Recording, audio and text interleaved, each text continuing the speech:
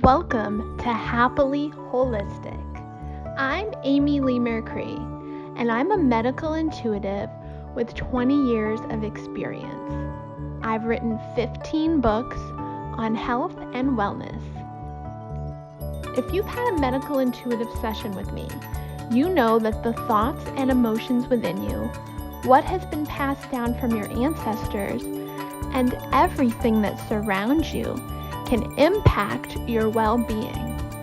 In this podcast, we touch on my favorite ways for you to improve your health and feel more joy.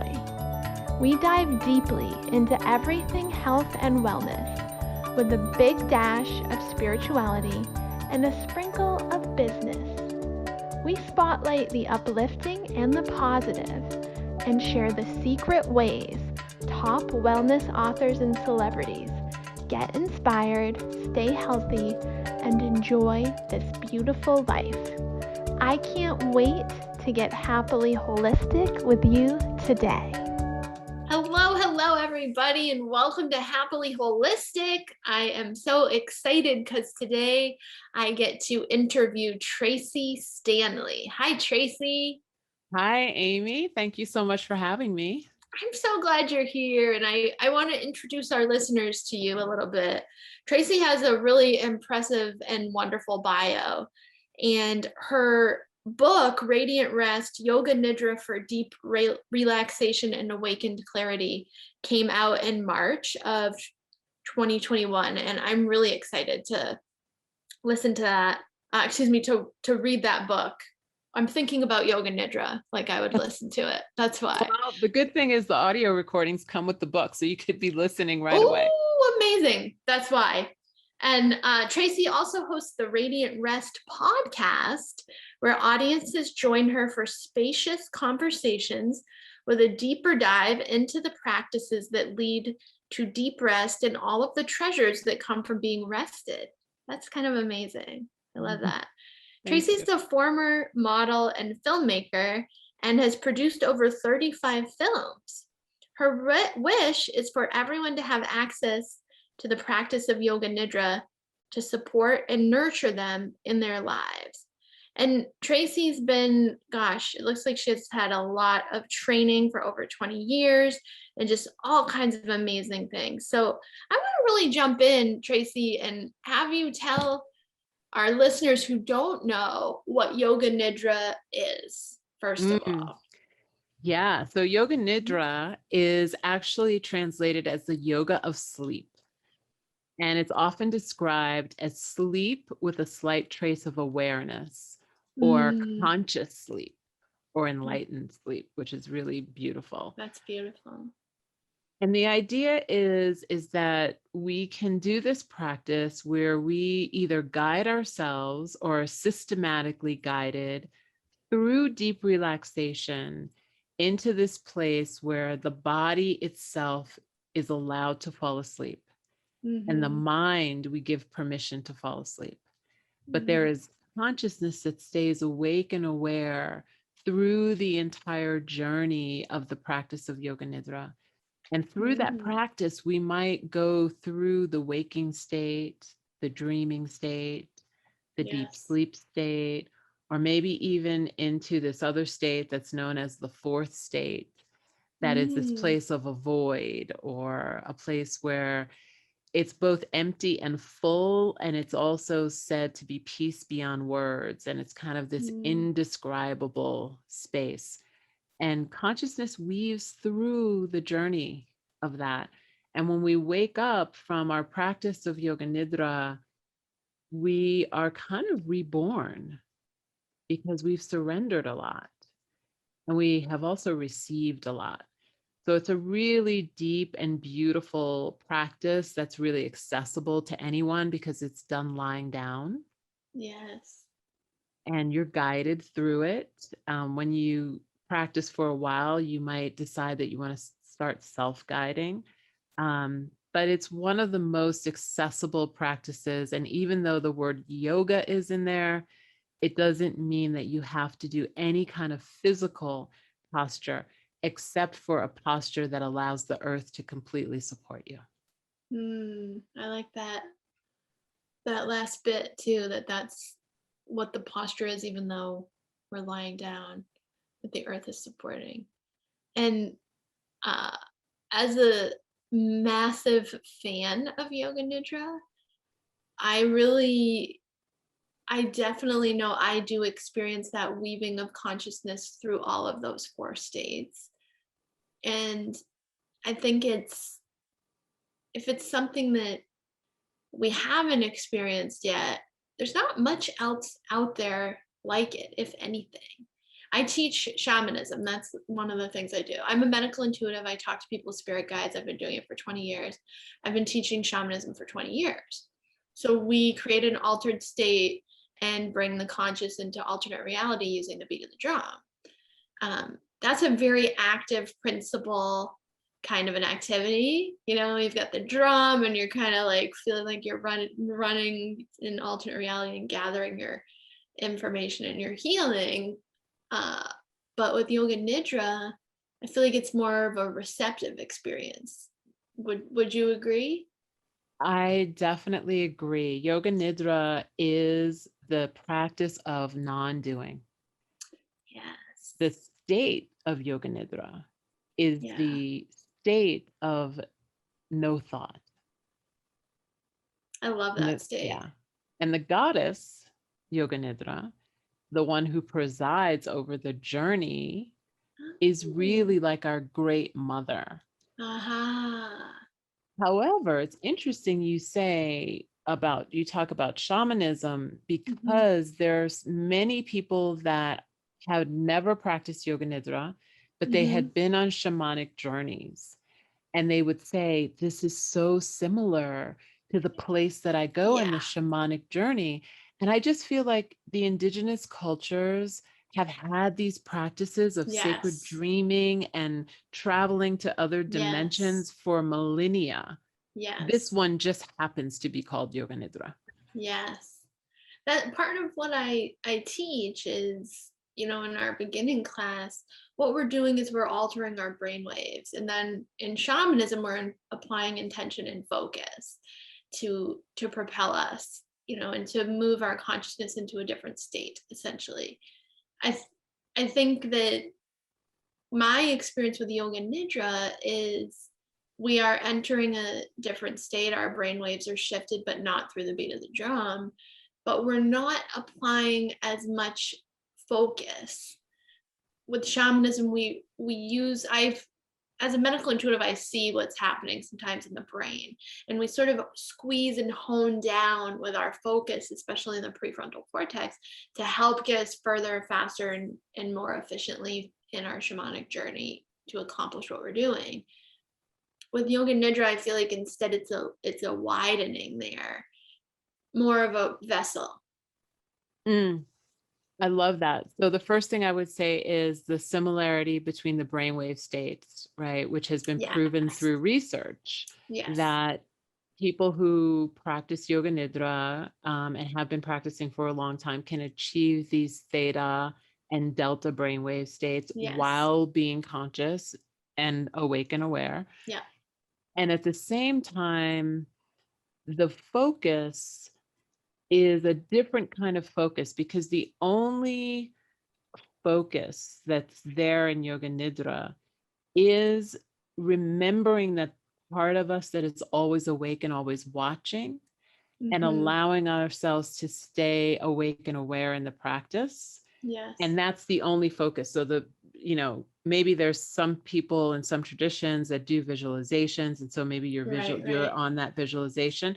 But I love how you say that it's a widening, because it really is a and if as opposed to, I'm going to just add to it, as opposed to a pinpoint, which I feel like was what you're talking about. That's what it is. It's a widening of the awareness, and that awareness allows us to touch into the awareness of prana, of vital life force. Yes. And it is that vital life force that guides us back in our surrender back to source. So similar. It is similar, yet a different experience.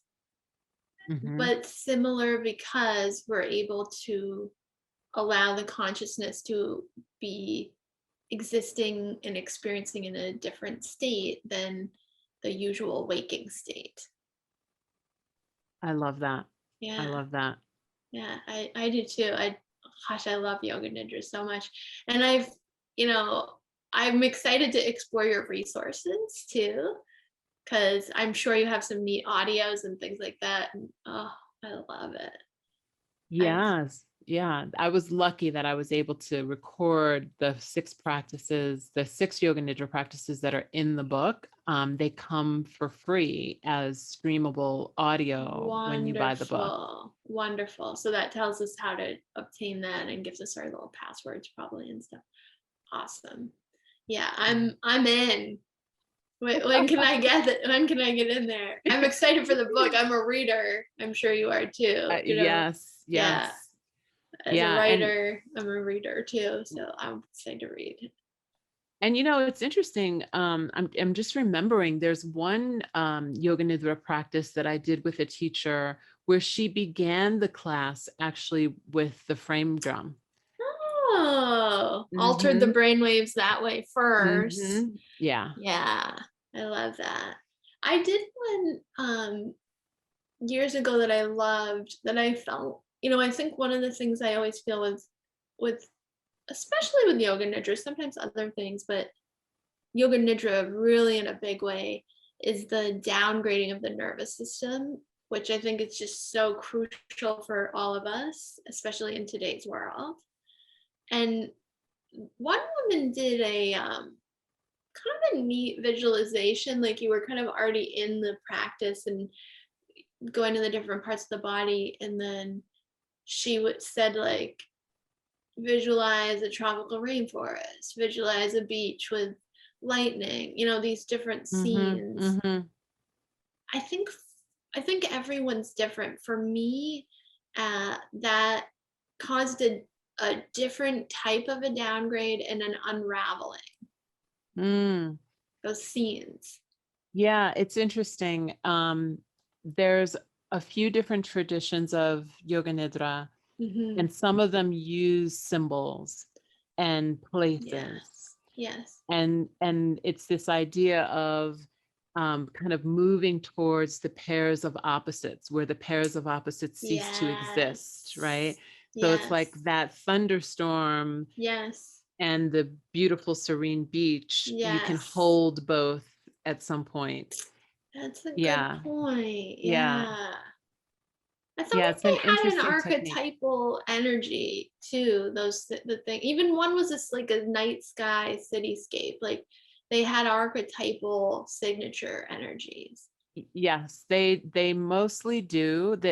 The interesting thing though is that those archetypes and those symbols aren't always the same across cultures, right? So it's very interesting to see how someone may react to, a priest praying or a monk praying as an image, right? In different places. In different places. I don't use symbols in my public teaching. For that reason, especially online, because it's kind of like, oh, I'm not sure. Could be anywhere. How you're gonna receive it. Yes. My practices tend to be about spaciousness and returning to the space of the heart. I love that. I think that's really, I'm sure we've always needed that, but especially now with such a fast pace that we exist in, even if we're endeavoring to opt out of it at certain points, we're in it and we're feeling the collective energy of it. So to come back to a heart space can be really restorative and probably kind of rare unless we put intention on it. We'll be right back after this short break. Hi, it's Amy Lee Mercury.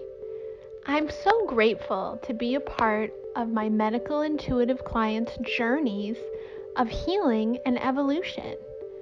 We're all on our own paths to greater health and self-actualization.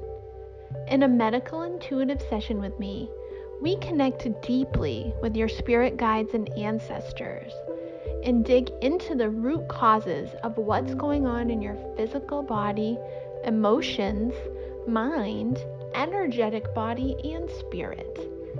To learn more about my medical intuitive work, check out the Work With Me page on amyleemercree.com.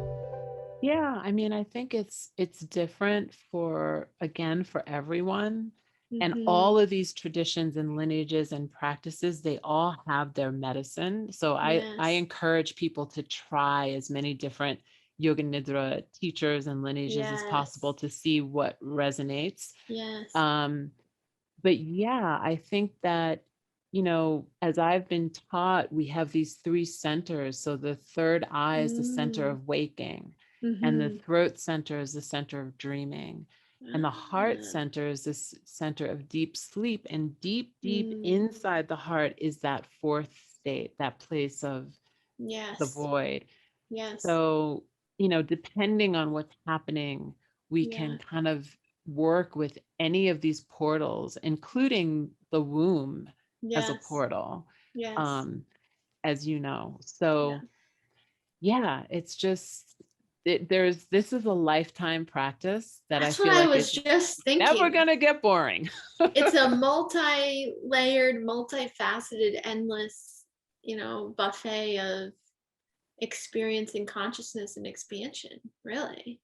100%. It is, the word pratyahara in Sanskrit is one of the limbs of yoga. It's the fifth limb of yoga, and it means withdrawal of the senses in order to expand back into your origin. And that's what this practice is. It's withdrawing all of your external awareness, bringing all of your awareness inward to this, whatever portal you choose, and just allowing yourself to remember who and what you truly are. Because once you have a taste of that, no one can ever take that away from you, no matter what is happening around you in the waking world. That is true. That is true. And it's a touchstone when the waking world is hectic or intense. Just to remember that experience happened, I think can be a touchstone in those moments. And then if we have a chance to go into it, even better, of course. I love that word, touchstone. That's perfect. Yeah. I'm so excited to read your book, and I wanted to ask you about all these films. Can you tell us about this? I didn't really read. I read your bio earlier, and for some reason I just skimmed over that. I just went, wait a minute, what are all these films? What's going on here? So yeah, I was a film producer. I kind of feel like once you're a film producer, you're always a film producer, because you never know what little thing may come up. But that was my career for about 20 years. And I was also teaching yoga and practicing yoga simultaneously. Luckily, I had the yoga practice as a foundation for that. But I was an executive on over 100 movies. I produced over 40 films, and that was something that I've loved to do until my consciousness kind of started to evolve. And then many things happened, and one day I'll write a book about that. But that'll be a cool book too. Yeah, so that's my thing. I think people always ask, what's one movie that you might have made that I might know? Right, I bet. And so The Whole Nine Yards with Bruce Willis and Matthew Perry was a very cute movie, which I loved working on. So that's one. Okay, those are the films. That makes sense. It would be fun for you to, self-produce a movie on this practice. I mean, wouldn't that be amazing? It's in the field. I felt that. Like, I can feel that for you. You picked it up. Yeah. Yeah, I feel like it would be really well received, because gosh, we all, I think, are craving that rest state. Yeah. I mean, as a medical intuitive, gosh, what I see on a adrenal level, and as far as, the amount and the quality of people's sleep, I think everyone in health probably sees that nowadays. Yeah. I mean, it's the biggest, I think the most Googled term is around insomnia. Yes. Yeah. Yes. Did you hear that thunder? Oh, yeah. Whoa. Is that thunder? I was like, It's a thunderstorm. I'm glad our connection's holding up. We seem to be good. Well, this is good because I feel like I got an affirmation, like right when we were talking about that. Like, yes. That was it. I'm holding my earbud case. I'm a fidgeter, so I'm down here fiddling and fidgeting with this. It was yes, I think it was confirming. Make a movie. Create this movie on Yoga Nidra. I love that. We need it. It was so fun talking to you, Tracee. You too. Yeah, and I'd love to hear if you, in this, I don't even want to say this time because I feel like it's kind of like all the time now, but in our life of this, with this fast pace, if you were to give our listeners sort of a pearl of wisdom upon which to contemplate, upon which to dwell, what would it be? Well, first I would ask you to contemplate on this idea that rest is your birthright. I love that. And then I would ask for just another contemplation of if your legacy was to shift and change your family lineage's relationship to rest and self-care, how would you start? Beautiful. And once you answer that, then ask yourself, are you ready to start today? That was like a truth bomb times 10. I mean, really, that's powerful stuff. Yeah. Well, I think that's what we want to leave our listeners with, but I do want us to tell them where to find you, your book, and your offerings. So tell us all of the places. Thank you. So you can find me at radiantrest.com. That's all the info about the book, about the book club. And you can find my personal offerings at Tracee with 2 E's, yoga.com. The book is out. The audiobook is out. I'm narrating the audiobook. Yay. You get practices with both. You have a beautiful voice too. Thank you. I appreciate that. Yeah. And can they link to your podcast from either site? Where do they find that? Yes. So podcast, the easiest way to get it is radiantrest.com. Perfect. That will give you the podcast, the book, perfect. Everything. Yeah. Everything, the whole shebang. Yeah. And where do they find you on Instagram, socials, etc.? On Instagram, you can find me at Tracee_Stanley. And I don't really do the other Twitters and whatever. Yeah, I mean, occasionally, but that's Instagram's the best place to find all the inspiration. Yeah. Yay. Go follow Tracee. Go get her book. Let's all start claiming our birthright. That's right. Yeah. That's right. The world will change when we decide to do that. I really feel that. Yes, for sure. Yeah. What a beautiful thing to leave us with. The thunder agrees. The thunder agrees. Thank you so much for having me. Thank you so much, Tracee, for all this wisdom you've imparted. And everybody go pick up Radiant Rest. I can't wait to read it. Have a great day. Thank you for listening to Happily Holistic. Thanks for listening to Happily Holistic with me, Amy Lee Mercree. You can find out more about the show on amyleemercree.com on the podcast page. Please stop by your favorite social platform and leave me a comment. I'd love to hear how you liked today's show and what topics you'd like me to cover in the future. Come find me on Instagram and Facebook at amyleemercury.com. If you would like to see what a medical intuitive session with me is all about, hop on over to the Work With Me page on amyleemercury.com. Until next time, stay happily holistic.